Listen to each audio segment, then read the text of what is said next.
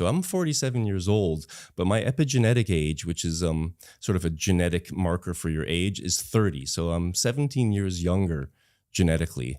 What is the epigenetic age? So, you have your DNA, your genetics.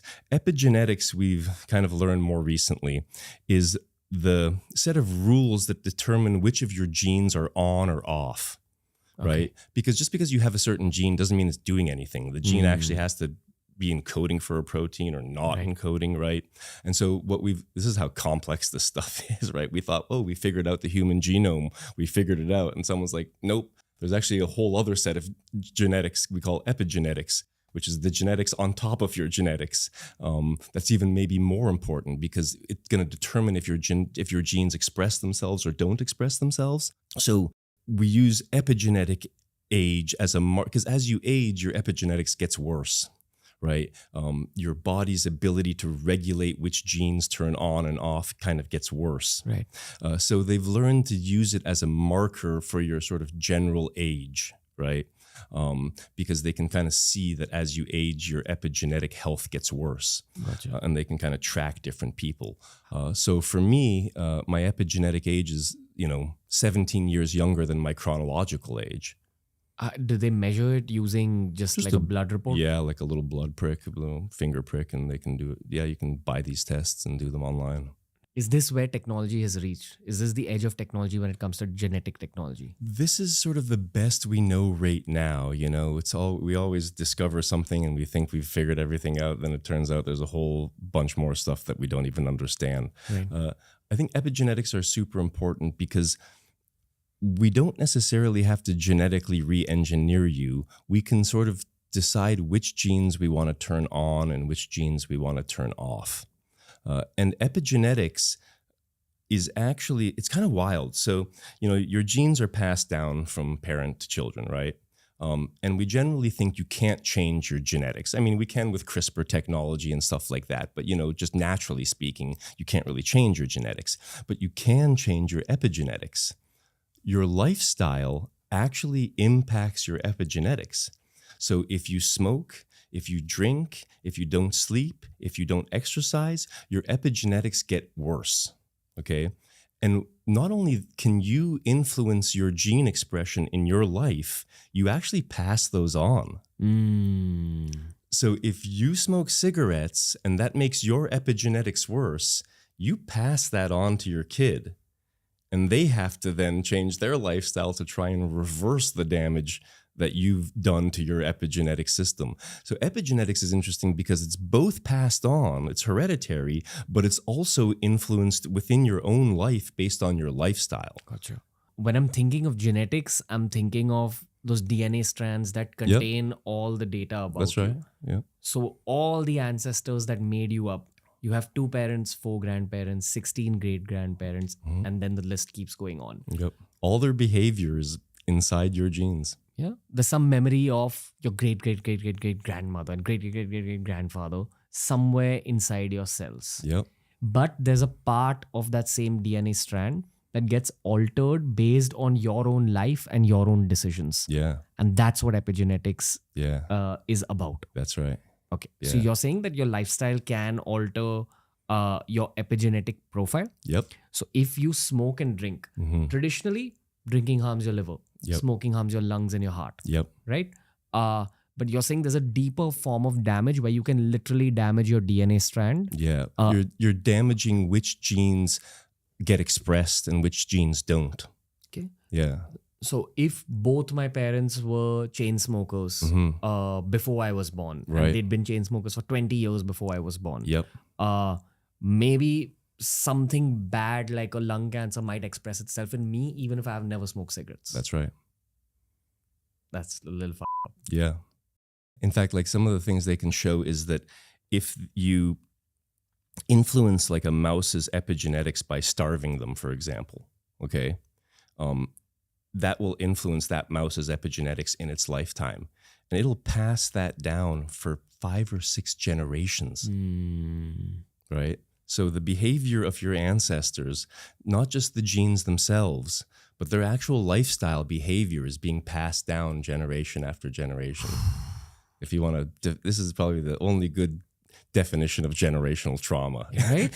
is the bad stuff that your ancestors had to go through is actually being passed down to you. But you can change it. You can improve these things with lifestyle as well. Eating right, sleeping, exercise, those things improve your epigenetic health. That's why you can test your epigenetic health and actually watch yourself become epigenetically younger or epigenetically older.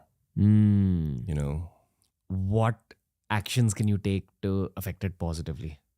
so it's all the things you already know about. The most important thing is probably sleep, getting a lot of sleep. And, you know, we live in this grind culture where people think that, you know, I'll sleep 4 hours instead of 8 hours. Sleep has a literal impact on your epigenetic health because gene repair is happening, epigenetic repair is happening while you sleep. You know, I kind of think of sleep as, people think of it as the opposite of being awake. I don't think of it as the opposite of being awake. I think it's the complement of being awake, okay? It's like a trance that you put yourself into because, you know, there's a stage in your sleep where your body is paralyzed, right? And the reason that your body is paralyzed at some stages in your sleep is because there's repair happening inside your cells. And if you weren't paralyzed, you'd start twitching and flailing around and fall out of the bed and hit yourself or something like that. So you have to sort of go into this trance so your body can heal itself, right? So if you're not getting enough time in that state, your body just doesn't have a chance to heal itself. And because of the food that you eat, the molecules in the food that you eat, your body uses to make those epigenetic repairs. So with epigenetics, there's these little molecules that are surrounding your DNA.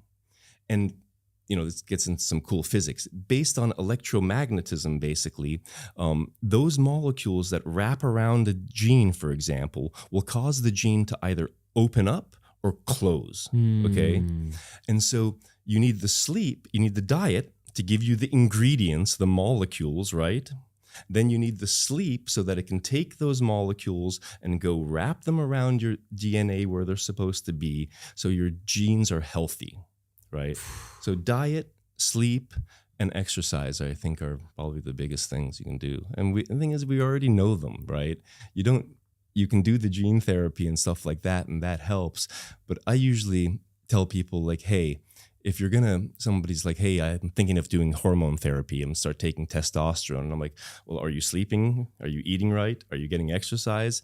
Because if you're not doing those things, don't just go start injecting yourself with testosterone, right? First do those things, and then if you want to do the testosterone, do it. But always make sure you got the base down, you know? So is it fair to say that someone who's taking care of themselves, sleeping well, exercising, eating clean, they probably have a better epigenetic age than Guaranteed. the physical? Yeah. Okay. Yeah. There's something I heard on Joe Rogan's podcast once where they said that a man's life will eventually show up on his face at some point. Yeah. Yeah. That's a and- good way to say it. I like that. Right? You also end up meeting people who look way younger than their physical age. And when you get to know about them, they're usually just happier people. They've taken care of their physical health, their mental health, etc. There's people whose looks, the quote unquote looks, fade away in their 40s. Yeah. There's a word in India called tej, which it means like the shine on someone's face. Okay. Yeah. You know, like Yeah. kind of like aura. Sure. And you see the tej going away. Yeah.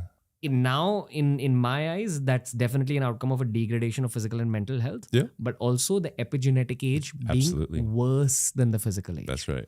So when someone smokes a lot or drinks a lot, you end up starting to see it on their face a little bit. That's right. Yeah. But we're also talking about epigenetics here, other than liver health and like Yeah. gut health. Well, yeah, because, you know, the way the cells on your face appear is based on what the genes are telling them to do, right? So are you producing collagen in your skin, right?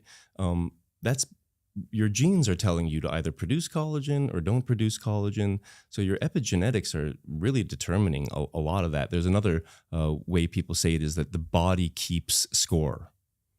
Your body always keeps the score of what you're doing. You can't get away from it. You know, it always knows the score. Hey, if you enjoyed today's clip, make sure you check out all the other clips we've uploaded on this channel. You'll find a clip related to almost every single topic as long as you're willing to search for it.